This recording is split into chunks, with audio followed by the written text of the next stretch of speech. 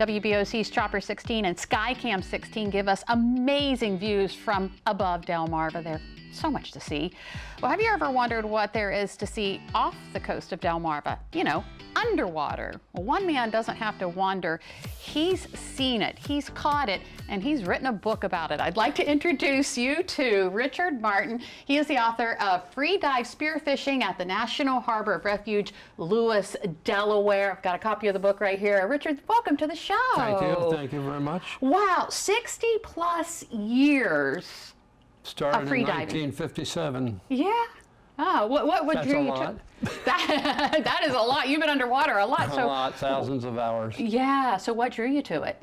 Well, I grew up, as I mentioned in a segment of the book, in the latter part of the book, about getting started in free diving or around the water. I grew up on Saxes Island, Virginia, and nothing there but water. You crabbed and oystered and fished and just went about. So that got my interest in the water.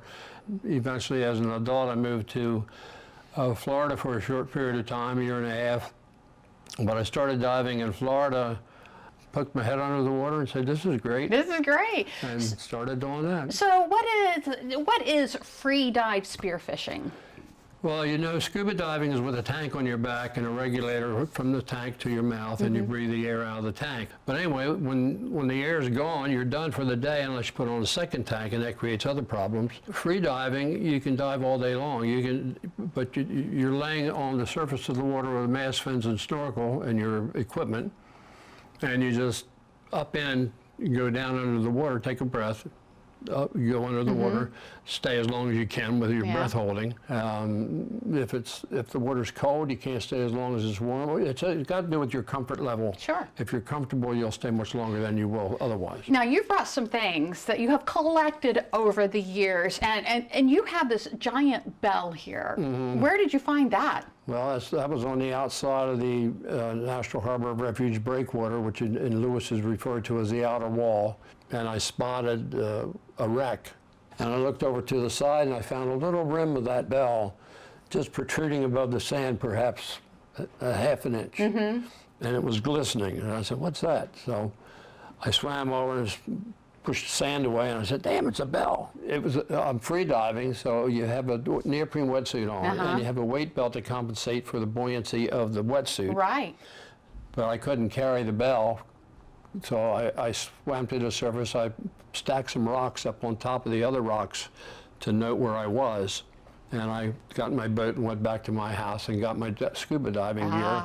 Came back, saw the rocks, anchored the boat, went overboard, went down with a scuba tank, put it on. The breakwater is made up of granite boulders or stones that were cut, and they're probably 4 by 6 feet and stacked like stair steps down to the water level. And you get to the water level, I'd bring that up. I swam over and put it on the next rock and lifted it up, put it on the next rock, lifted it up until I got it up to the surface. Then I put it in the boat and brought it home. Well, Richard, you have so many things here and so many stories to tell, but we don't have time. So you need to pick up the book. It's called Free Dive Spearfishing at the National Harbor of Refuge, Lewis, Delaware. We have a link on our website so you can pick up the book as well and read all of these fascinating stories. We didn't even talk about the fish. Thank you so much for coming in today. Well, it's certainly a pleasure for me to be here.